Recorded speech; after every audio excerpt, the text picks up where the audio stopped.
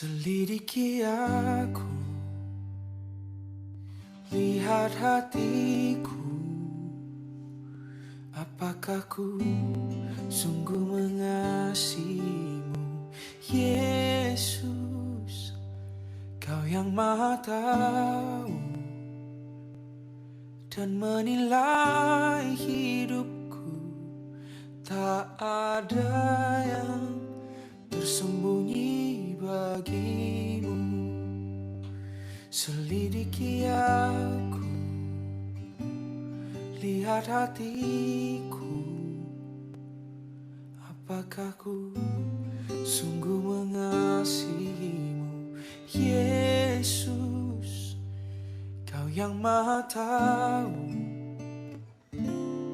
dan menilai hidupku, tak ada yang tersembunyi bagimu. Telah kulihat kebaikanmu yang tak pernah habis di hidupku. Ku berjuang sampai akhirnya kau dapati aku tetap setia.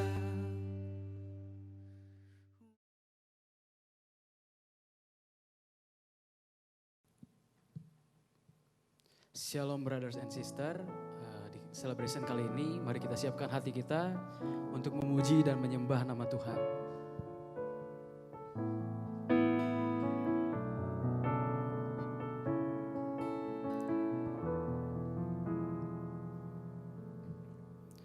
Di hadirat-Mu tempat yang ku rindukan,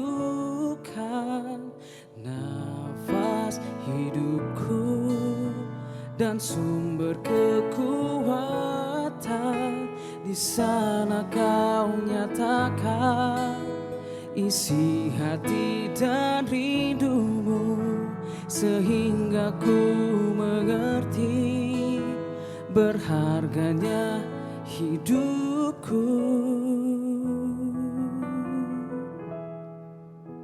Hadirat-Mu yang membawaku terima semua janji-Mu, mengubah hidupku menjadi indah. Hadirat-Mu yang menguatkan aku di dalam pengharapan, Yesus untuk selamanya hiduplah dalamku. Di hadirat-Mu tempat yang ku rindukan, nafas hidupku dan sumber kekuatan, di sana Kau nyatakan isi hati dan rindumu, sehingga ku mengerti berharganya hidupku. Hadirat-Mu yang membawaku terima semua janji-Mu, mengubah hidupku menjadi indah. Hadirat-Mu yang menguatkan aku di dalam pengharapan, Yesus untuk selamanya hiduplah dalamku. Hadirat-Mu yang membawaku terima semua janji-Mu, mengubah hidupku menjadi indah. Hadirat-Mu yang menguatkan aku di dalam pengharapan, Yesus untuk selamanya hiduplah dalamku. Yesus untuk selamanya hiduplah dalamku.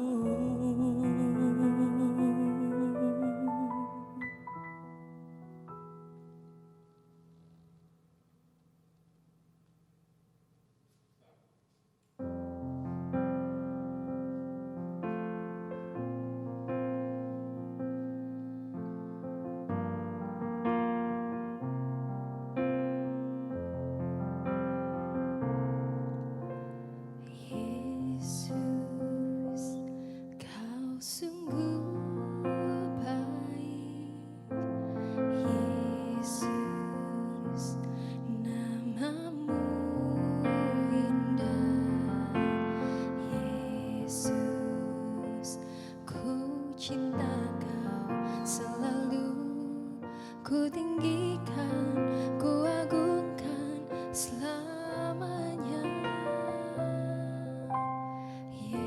Yesus, Kau sungguh baik. Yesus, namamu indah. Yesus, ku cinta Kau selalu. Ku tinggikan, ku agungkan selamanya.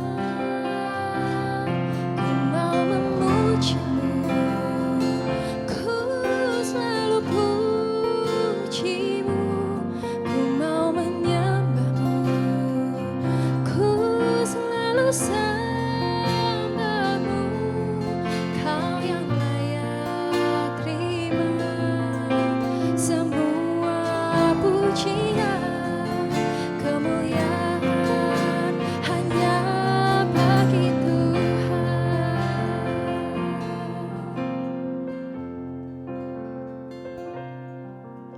Oh Yesus, Kau sungguh baik. Yesus, namamu indah. Oh Yesus, ku cinta Kau selalu. Ku tinggikan, ku agungkan selamanya. Ku mau memujimu, ku selalu pujimu. Ku mau menyembahmu, ku selalu sembahmu. Kau yang layak terima semua pujian, kemuliaan hanya bagi Tuhan. Ku mau memujimu, ku selalu pujimu. Ku mau menyembahmu, ku selalu sembahmu. Kau yang layak terima semua pujian, kemuliaan hanya bagi Tuhan. Semua kemuliaan dan keagungan tertuju padamu, Tuhan dan Rajaku. Segenap jiwa dan nafasku menyembah Yesus yang hidup.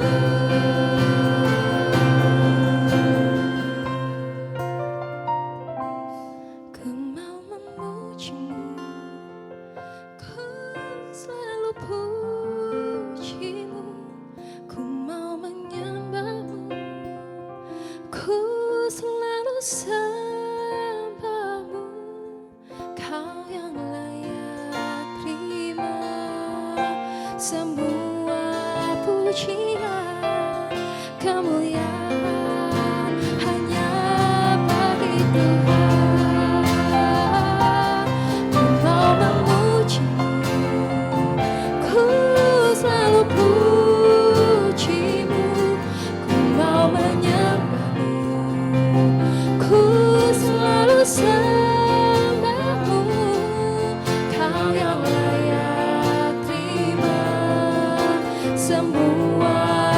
pujian, kemuliaan hanya bagi Tuhan. Kau yang layak terima semua pujian, kemuliaan hanya bagi Tuhan. Kau yang layak terima semua pujian, kemuliaan hanya bagi Tuhan.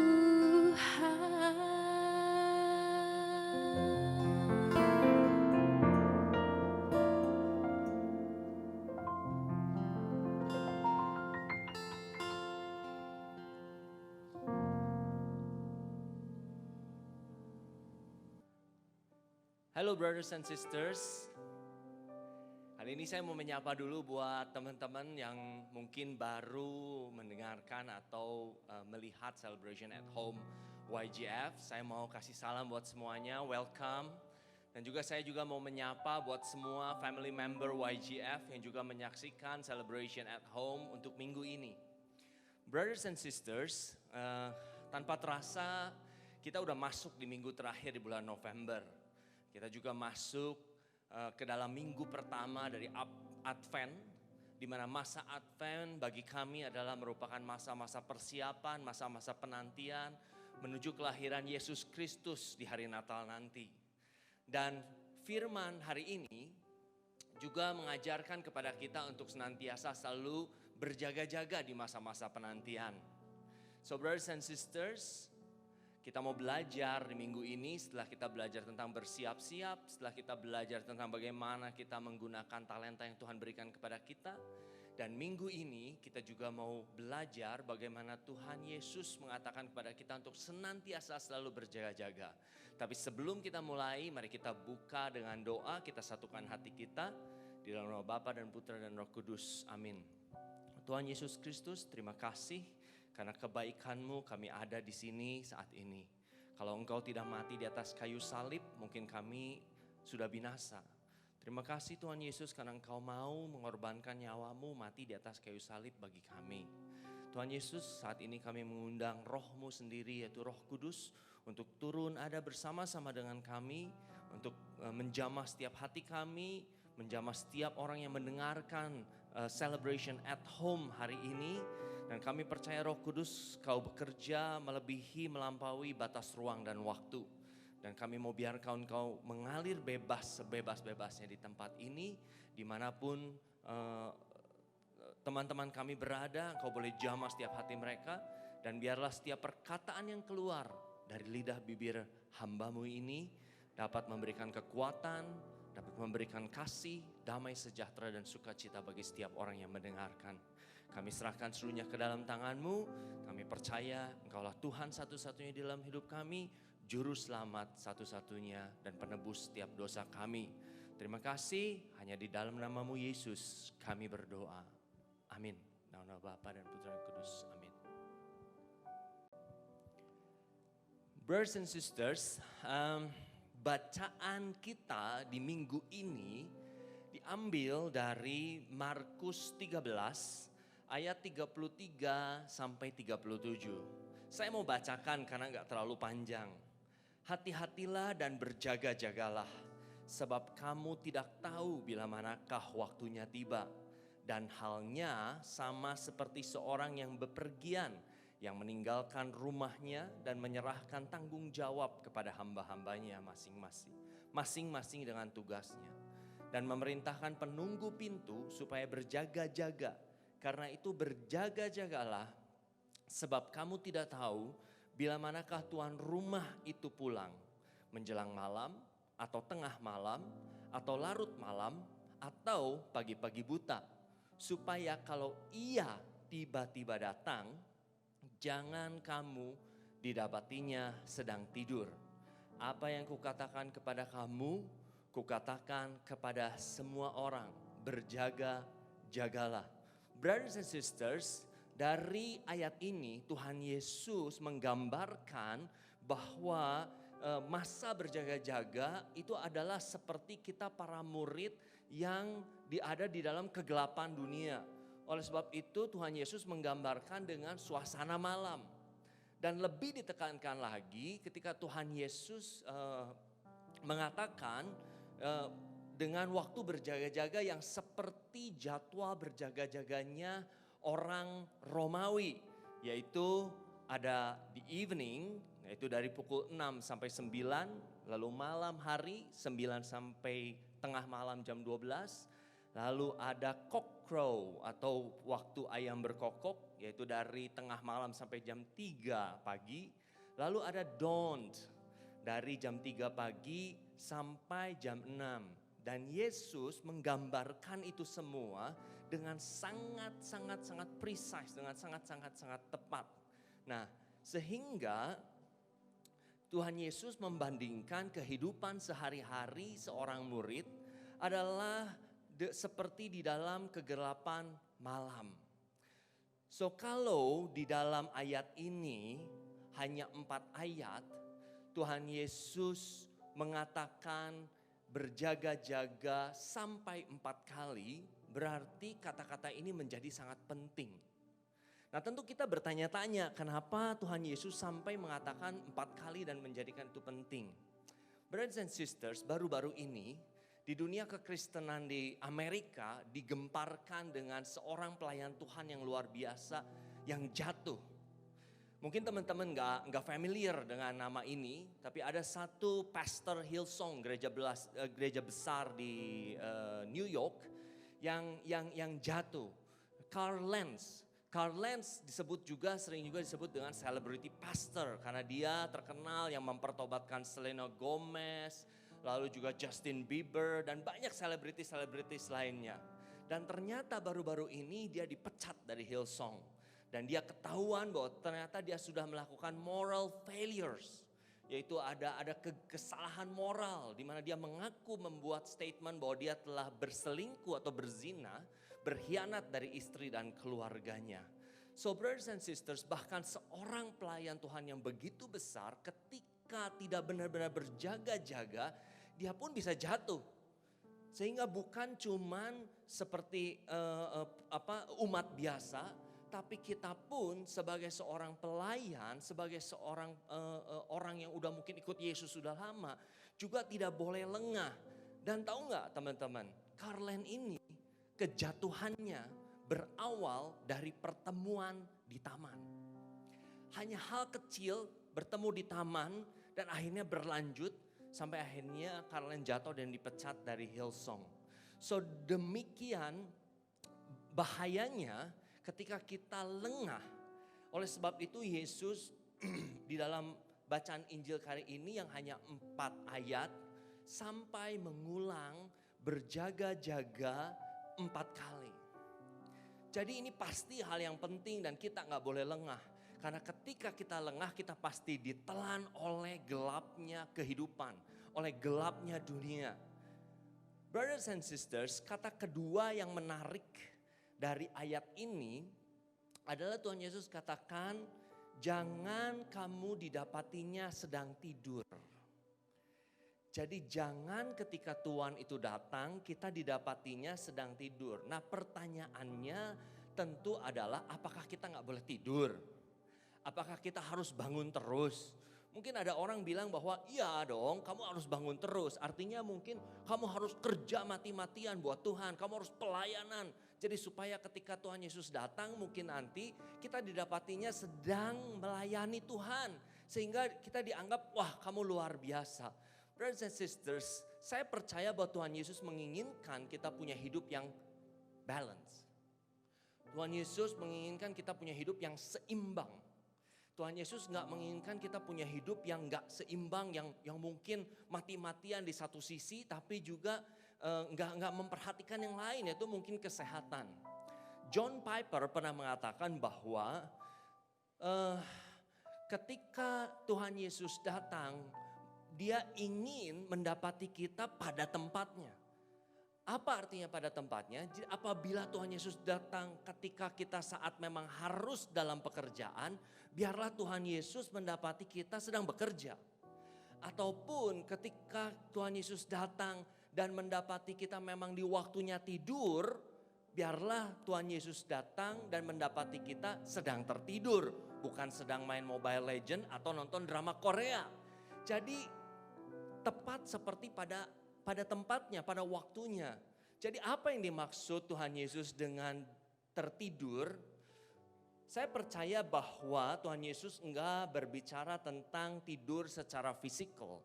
Tapi ini adalah suatu analogi di mana Tuhan Yesus mengatakan bahwa jangan engkau tertidur secara spiritual. Karena Tuhan Yesus selalu mengatakan dengan analogi. Tentu kita juga bertanya-tanya, apa sih, gimana sih spiritual asleep atau misalnya a sleepy spiritual atau ketidur secara spiritual? Setidaknya ada 2 sign yang kita bisa lihat, apakah kita benar-benar enggak sih awake ya, atau kita memang sedang ada di dalam fase tertidur. Yang pertama, a spiritually sleepy heart is one not privately and regularly in the word and prayer. Jadi sebuah hati yang tertidur adalah di mana kita nggak punya suatu waktu atau hubungan private pribadi bersama dengan Tuhan di dalam firman-Nya dan doa. Mungkin orang itu rajin ke gereja, mungkin orang itu rajin misa setiap minggu, atau mungkin juga bahkan orang itu ada terlibat di dalam pelayanan, ya. Tapi dia nggak punya getaran, tapi dia nggak punya kekudusan, tapi dia nggak punya sukacita ketika dia berjalan dengan Kristus, berjalan dengan Tuhan. Orang itu juga nggak membangun sebuah hidup spiritual bersama dengan Kristus. Mereka nggak ngerasain manisnya berfellowship atau punya hubungan dengan Kristus di dalam firman dan doa. Mereka lemah di dalam spiritual disiplin, di dalam kedisiplinan dan keinginan untuk mempertahankan hubungan yang paling penting di dalam seluruh hidup kita, yaitu adalah hubungan pribadi kita dengan Tuhan Yesus. Dan semua ini biasanya adalah karena kita sering lebih tertarik kepada apa yang dunia tawarkan. So ada satu pernyataan bilang begini, if you are not being discipled by the word, you will be discipled by the world. Kalau kita enggak sedang atau enggak dimuridkan oleh firman Tuhan, maka kita akan dimuridkan oleh dunia. So, kondisi seperti itu adalah kondisi ketika kita secara spiritualis sedang tertidur. Atau ciri yang kedua adalah ketika kita kurang atau enggak punya komitmen di dalam hubungan spiritual bersama dengan orang-orang percaya lainnya. Di dalam satu community. Dan kalau kita ingin punya hati yang berkobar-kobar, maka kita harus ada di dalam satu lingkungan, satu kondisi komunitas yang punya hal yang sama. Kenapa? Karena biasanya spiritual enthusiasm and focus is contagious. Antusiasme rohani atau spiritual dan fokus itu adalah menular. Jadi ketika kita ada di dalam satu komunitas, satu keluarga, satu kelompok yang semuanya punya antusiasme yang sama, semuanya punya fokus yaitu untuk menyenangkan Tuhan, untuk hidup bersama dengan Tuhan, untuk punya hubungan pribadi, maka kita pun biasanya akan tertular, kita akan terpengaruh. Dan selalu tanda dari sebuah hati yang tertidur atau secara spiritual tertidur adalah biasanya orang-orang Kristen itu menunjukkan effort yang minimal, effort yang sedikit dan inkonsisten di dalam menghadiri acara-acara gereja atau ibadah ataupun misa. Dan juga keterlibatan di dalam kehidupan pribadi di gereja. So, biasanya sama seperti tanda yang pertama, seperti sign yang pertama. Kenapa orang itu bisa enggak komitmen? Biasanya dia lebih lebih tertarik oleh dunia daripada oleh firman Tuhan. So hatinya ditangkap oleh dunia daripada firman Tuhan. So brothers and sisters, pertanyaan selanjutnya adalah, so kalau misalnya kita nggak mau sampai tertidur, atau kita mau tetap terus stay awake, mau kita tetap terbangun dan terjaga, apa sih yang kita harus lakukan? Brothers and sisters, di dalam value YGF ada familia. Dan di dalam value YGF ada F yang pertama yaitu faithful. Faithful bicara tentang komitmen. Faithful bicara tentang disiplin. So brothers and sisters, saya adalah dulu seorang atlet. Dan saya mengerti banget tentang disiplin ini. Ketika kita percaya bahwa kita mau bersiap-siap untuk mengikuti pertandingan, maka kita harus persiapan, kita harus punya disiplin, kita harus persiapan, kita harus punya disiplin secara makanan, kita harus punya disiplin secara latihan, istirahat, dan juga lain-lain. Jadi disiplin adalah penting dan kapan kita lakukan itu, disiplin itu? Ya setiap hari, setiap waktu kita harus jaga diri kita. Nggak bisa secara berkala atau terputus-putus. So brothers and sisters, yang harus kita lakukan yang pertama, in order for us to stay awake, is develop a personal relationship with God through word and prayer. Yang pertama yang harus kita lakukan adalah kita mengembangkan sebuah hubungan yang personal, yang pribadi bersama dengan Tuhan di dalam firman-Nya dan doa. Kenapa saya menggunakan kata-kata develop, mengembangkan? Karena buat saya hubungan pribadi dengan Tuhan itu sifatnya progresif. Dia enggak stagnan, dia enggak statis, dia sifatnya dinamis. Sehingga harus dibangun terus dan ketika kita terus membangun kita akan terus berkembang. Dan ketika kita lepas dari hubungan itu kita enggak bisa apa-apa. Seperti tertulis di dalam Yohanes 15 ayat 5, Tuhan Yesus katakan, "Akulah pokok anggur dan kamulah ranting-rantingnya. Barang siapa tinggal di dalam aku dan aku di dalam dia, ia berbuah banyak. Sebab di luar aku kamu tidak dapat berbuat apa-apa." Yes brothers and sisters, di luar Kristus kita tuh gak bisa berbuat apa-apa. Di luar Kristus kita akan jatuh, kita akan di-captured sama dunia. Dan akhirnya kita akan jatuh, tertidur. Dan kita gak pernah tahu loh waktunya kapan itu datang. Kapan kita mati, kapan kita dipanggil, kapan Tuhan Yesus datang, kita gak pernah tahu. So kita harus membangun itu setiap waktu, setiap saat. Lalu yang kedua adalah commit to involve in the body of Christ along with other believers. Seperti tadi saya udah bilang kan, ciri-ciri spiritually asleep adalah ketika kita punya lack of commitment untuk ada bersama-sama dengan komunitas atau bersama-sama dengan saudara-saudara kita yang lain di dalam satu komunitas, di dalam satu gereja. So ketika kita mengkomitkan diri kita, ketika kita mulai mengikatkan diri dan mulai disiplin untuk kita terlibat di dalam tubuh Kristus bersama dengan orang-orang percaya yang lainnya, maka kita akan mendapatkan support, kita akan mendapatkan dukungan, dan kita akan melihat orang-orang lain kita punya semangat yang sama. Oleh sebab itu di dalam Ibrani 10 ayat 25, Santo Paulus katakan, janganlah kita menjauhkan diri dari pertemuan-pertemuan ibadah kita seperti dibiasakan oleh beberapa orang. Tetapi marilah kita saling menasihati dan semakin giat melakukannya menjelang hari Tuhan yang mendekat. Brothers and sisters, di zaman sekarang ini ada orang umur 38 tahun meninggal. Ada orang umur 42 tahun, teman-teman saya 43 tahun, 45 tahun meninggal. Dan saya melihat bahwa semakin kesini kita semakin gak pernah tahu kapan waktunya akan tiba. Mungkin dulu kita pikir, oh ya mungkin nanti umur 60 lah saya baru ikut Tuhan. Mungkin nanti umur 70 lah saya mulai berjaga-jaga. But brother and sister, saya mulai melihat sekarang di akhir-akhir ini bahwa semakin muda orang bisa cepat datang dipanggil Tuhan. So kita nggak pernah tahu waktunya kapan. So Santo Paulus katakan janganlah kita menjauhkan diri dari pertemuan-pertemuan ibadah kita menjelang hari Tuhan yang mendekat. So commit to involve in the body of Christ along with other believers akan menjaga kita untuk tetap stay awake.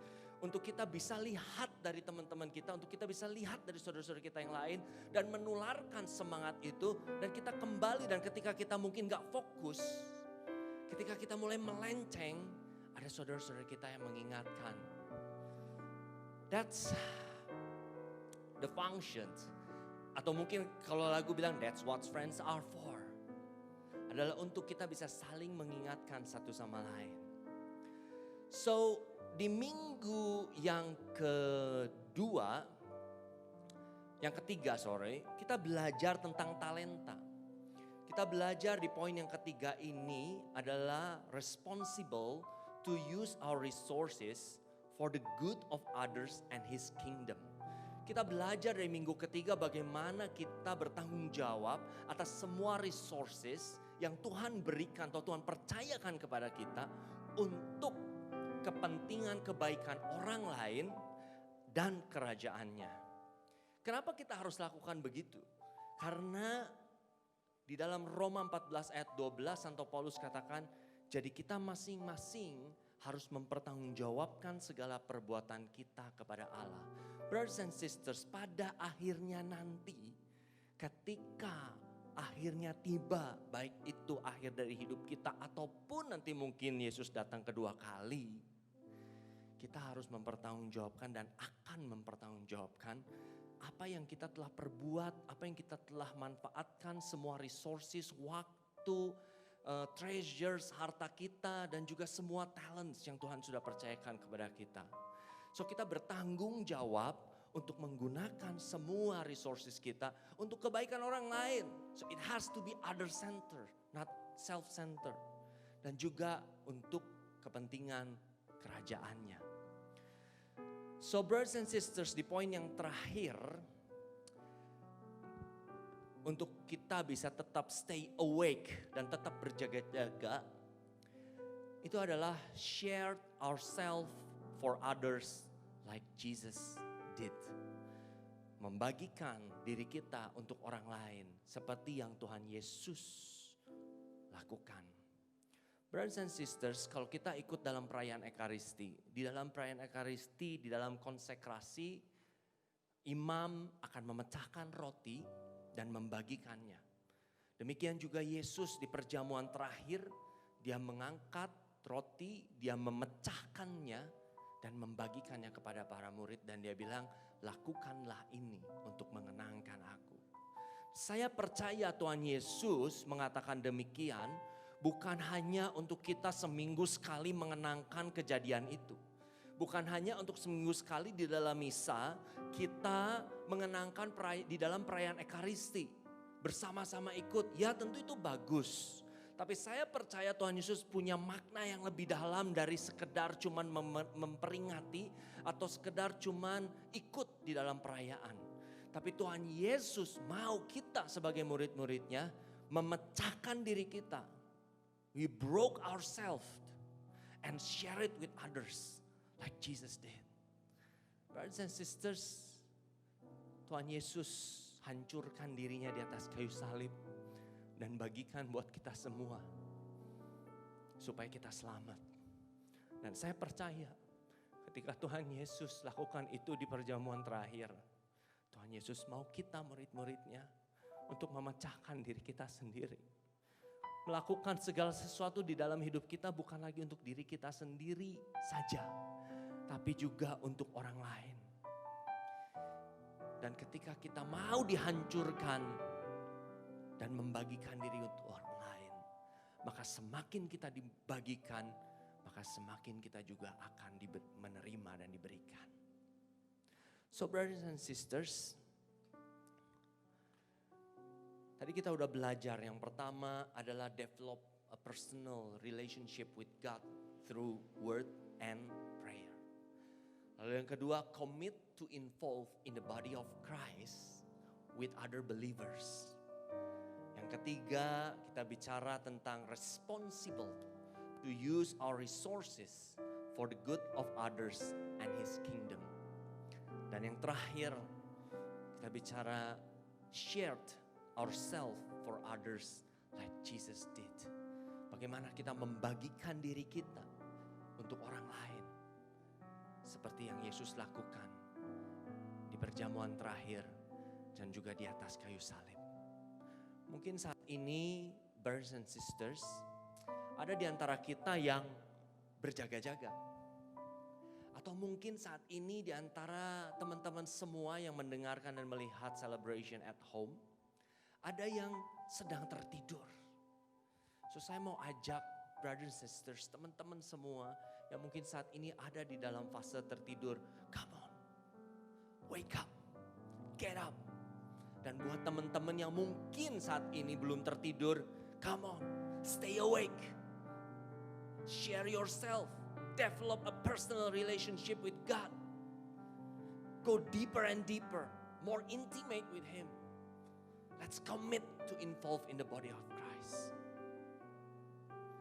And be responsible with every resources that God entrusted you in your life.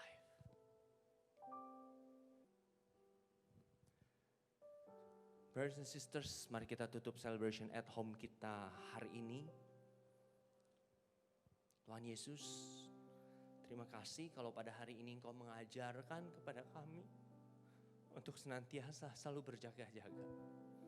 Karena kami tahu bahwa ketika kami hidup di dalam dunia ini, kami hidup di dalam kegelapan. Oleh sebab itu Engkau mengatakan kepada kami, meminta kepada kami untuk menjadi terang. Sehingga kami boleh menjadi terang di dalam dunia yang gelap ini. Kami tahu betapa sulitnya untuk kami boleh berjaga-jaga. Namun kami juga percaya Yesus, Engkau telah memperlengkapi kami dengan roh-Mu yaitu Roh Kudus. Dan saat ini Roh Kudus, Engkau yang memberikan kepada kami kekuatan. Engkau yang akan senantiasa selalu menjaga kami. Engkau yang senantiasa selalu akan mengingatkan kami. Dan membimbing kami untuk kami boleh berjalan di dalam kegelapan dunia ini. Dan kami sebagai murid-murid-Mu boleh tetap berjaga-jaga, stay alert. Kami boleh tetap hidup, stay alive. Kami juga boleh tetap terjaga, terbangun, stay awake. Sehingga pada waktunya nanti, ketika di akhir hidup kami, ataupun ketika Engkau datang yang kedua kali, kami didapatinya siap, terjaga, dan tidak tertidur. Saat ini kami mau berdoa khususnya buat saudara dan saudari kami yang mungkin saat ini dalam kondisi tertidur secara spiritual. Roh Kudus siapapun itu kami tidak tahu, namun kami percaya Engkau punya kuasa yang melebihi dan melampaui jarak ruang dan waktu. Saat ini kami mau berdoa. Biarlah Roh Kudus Kau mengalir, Kau menjamah setiap hati yang tertidur. Supaya mereka terjaga, terbangun. Dan mereka boleh tersadar bahwa mereka sedang ada di dalam kondisi tertidur. Di dalam nama Yesus, biarlah Engkau mengalir Roh Kudus. Biar mereka dapat kembali bangun dan berdiri. Dan mereka boleh kembali untuk mempersiapkan diri mereka untuk berjaga-jaga. So, kami serahkan seluruhnya ke dalam tangan-Mu. Kami mau memasuki masa Advent ini dan mempersiapkan hati kami. Menanti kelahiran Yesus di hari Natal. Persiapkan hati kami untuk kami boleh masuk ke masa Advent dengan hati yang penuh kasih, damai sejahtera, dan sukacita. Dan biarlah kelahiran Yesus di hari Natal membawa kelahiran juga yang baru di dalam hidup kami semua. Berkat Tuhan mengalir di dalam nama Bapa dan Putra dan Roh Kudus. Amin.